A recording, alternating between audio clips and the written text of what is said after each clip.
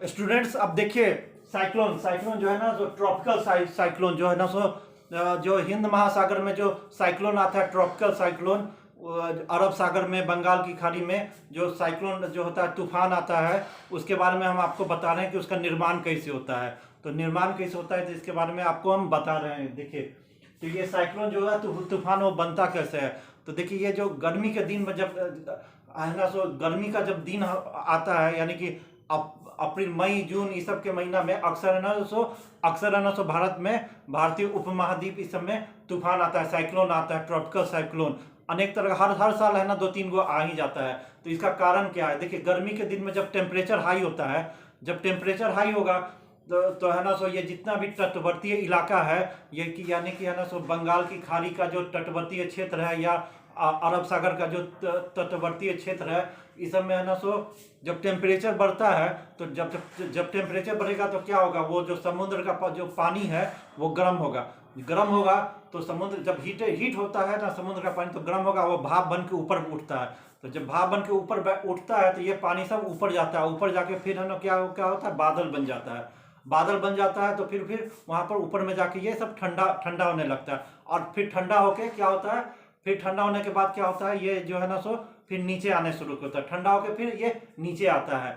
और इसी प्रक्रिया में क्या होता है कि ये जो है ना, ये नीचे में ये जो है ना, नीचे में क्या होता है, ये पानी जो गर्म हो रहा है, वो भाप बन के ऊपर उठ रहा है। तो यहाँ से नीचे से क्या होता है, गर्म भाप है ना, ऊपर उठ रहा है। देखिए, नीचे से क्या होता है कि पानी जब गर्म हो जाता है, तो ये वेपर बन के ऊपर उठ रहा है, और ऊपर उठ के जो है ना, पहले से पहुंचा हुआ बादल है, यहाँ से ये ठंडा होकर फिर ये नीचे आता है। ये जो भाप है, वाटर वेपर भाप है, तो ये जब ऊपर पहुंच गया तो ये बादल बन जाता है, और फिर वहां पर ठंडा हो जाता है, तो फिर उसके बाद फिर ये नीचे आने लगता है। और इधर से क्या होता है, प्रक्रिया क्या है कि ये पानी गर्म होकर भाप ये जा रहा है। तो दोनों ऊपर से जब यहाँ पर आके,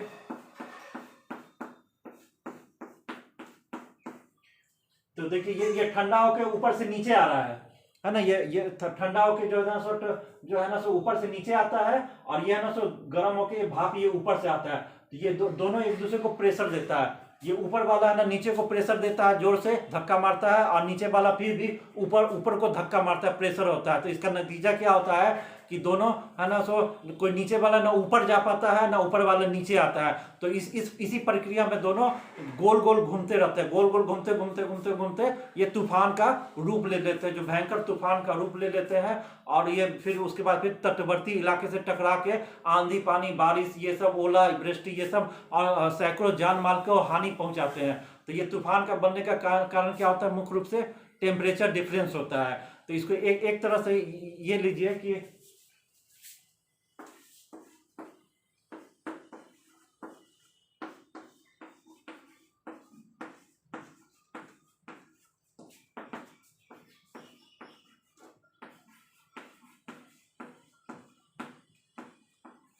देखिए, हाई प्रेशर, देखिए हवा का नियम है, हवा जो होता है ना, वायु है, तो वो किधर से होता है, ये जो है ना हवा जो है,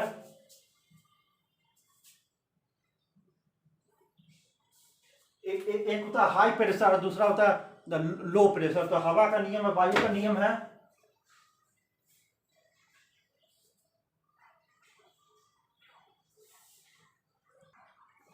तो देखिए, हवा हवा हवा जो है ना, उसका नियम है, हवा किस गति में किस तरफ बहता है, हाई प्रेशर से लो प्रेशर।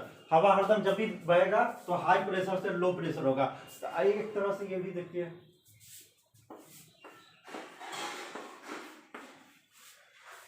जहां पर टेम्परेचर है ना इन्वर्सली प्रोपोर्शनल टू प्रेशर। अगर जहां पर टेम्परेचर बढ़ेगा, टेम्परेचर जब जहां बढ़ेगा तो वहां का प्रेशर कितना होगा, कम होगा। और जहां पर प्रेशर है ना बढ़ेगा तो टेम्परेचर कम होगा। तो जब गर्मी का दिन होता है, गर्मी के दिन में आप मई, जून, जुलाई, इस सब के महीना में क्या होता है, जो है ना कोस्टल एरिया में जहां पर जाइएगा, तो नियम है कि लैंड है ना जल्दी, जमीन है है ना जल्दी गर्म भी होता है और जल्दी ठंडा होता है। ये स्पेसिफिक हीट है, साइंस का बात है, फिजिक्स का बात है, स्पेसिफिक हीट है। तो वाटर और लैंड में, ये जमीन में ये रहता है कि जमीन है ना सो जल्दी गर्म होता है और जल्दी ठंडा भी हो जाता है। वाटर है ना सो जल्दी गर्म नहीं होगा और है ना जल्दी ठंडा होगा, यानी कि दोनों के कंपेरिजन में लैंड और है ना सो वाटर जो का कंपेरिजन हो, तो लैंड है ना सो जल्दी गर्म होता है, जल्दी ठंडा भी होता है, और पानी जल्दी गर्म नहीं होता है और ना जल्दी ठंडा होता है। तो ये होता है कि ये जल्दी गर्म हो जाता है तो इसका टेम्परेचर, धरती का जो टेम्परेचर था वो हाई हो जाता है। हाई हो जाता है तो वो क्या होता है, हवा है ना सो ऊपर उठता है, तो वहां पर लो प्रेशर बनता है, लो प्रेशर होता है। और ये पानी जो है समुद्र के किनारा का पानी है ना सो वो इतना जल्दी गर्म नहीं होता है, तो वहां का प्रेशर क्या हाई होता है। तो हवा का नियम है कि हाई प्रेशर से लो प्रेशर में जाएगा। तो यहाँ पर देखिए,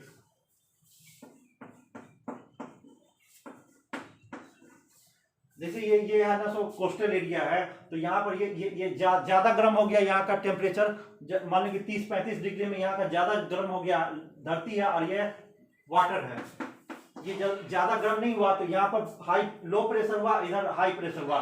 जब टेम्परेचर बढ़ा तो ये ऊपर में इसका हवा बहता है, ऊपर उठा तो इधर हाई प्रेशर ऊपर उठा। तो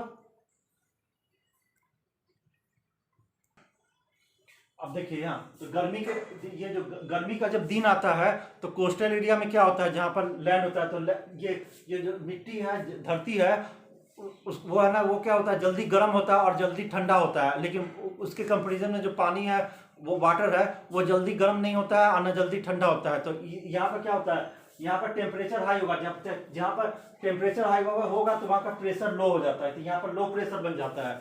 और यहाँ पर है ना सो ये पानी है, तो यहाँ का टेम्परेचर लो है, तो यहाँ पर हाई प्रेशर है। तो ये एयर का नियम है। एयर का नियम क्या होता है कि वो है ना सो फ्लो करता है हाई प्रेशर से लो प्रेशर में, हाई प्रेशर से लो प्रेशर में। तो यहाँ से पानी है ना, ये टेम्परेचर बढ़ने से इसका यहाँ पर लो प्रेशर जोन बनता है और ये हवा ऊपर उठता है और इधर का हवा इधर आता है और उसको नमी लिया जाता है और इधर गर्मी होता है, इसीलिए बहुत जोर से ये जो बवंडर का रूप ले लेता है तूफान का, और ये ऊपर उठता रहता है। और इस तरह यहाँ पर क्या होता है, हाई प्रेशर से जब लो प्रेशर में जाता है तो यहाँ पर है ना, यहाँ पर गर्मी होने के कारण नमी युक्त हवा जब इधर जाता है तो गर्म होने के कारण ये आंधी तूफान बूंदाबांदी बारिश का शक्ल ले लेता है और इस तरह तूफान आता है। तो ये तूफान आने का कारण यही होता है। मानिए कि आप सब समझ लीजिए ना कि जैसे जैसे टेम्परेचर हाई होगा तो प्रेशर लो होगा, और प्रेशर अगर हाई होगा तो टेम्परेचर लो होगा। तो हवा का क्या नियम है, हाई प्रेशर से लो प्रेशर में जाता है।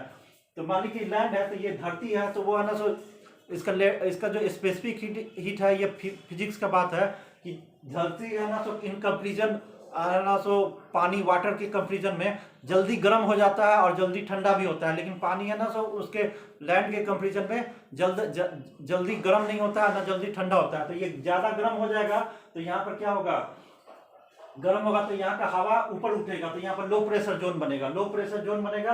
और यहाँ पर तो है ना सो पानी ज्यादा गर्म नहीं है, तो यहाँ पर हाई प्रेशर, ये हवा का दबाव ज्यादा हाई प्रेशर है, तो हवा क्या होता है, हाई प्रेशर से लो प्रेशर में जाता है, तो इधर से फ्लो करेगा इधर। और ये नमी युक्त हवा होता है, यहाँ पर है ना नमी युक्त, समुद्र का हवा नमी युक्त होता है। और यहाँ पर ना तो गर्मी ज्यादा होता है, तो ये गर्मी पड़ने से बूंदाबांदी आंधी बारिश ये सब होता रहता है। और ये प्रक्रिया जब जोर से चलने लगता है, जब हीट ज्यादा होता है, गर्मी बढ़ता है, ये जोर से होने लगता है, तो ये बवंडर का रूप ले लेता है, गोल गोल सर्किल ऐसे करके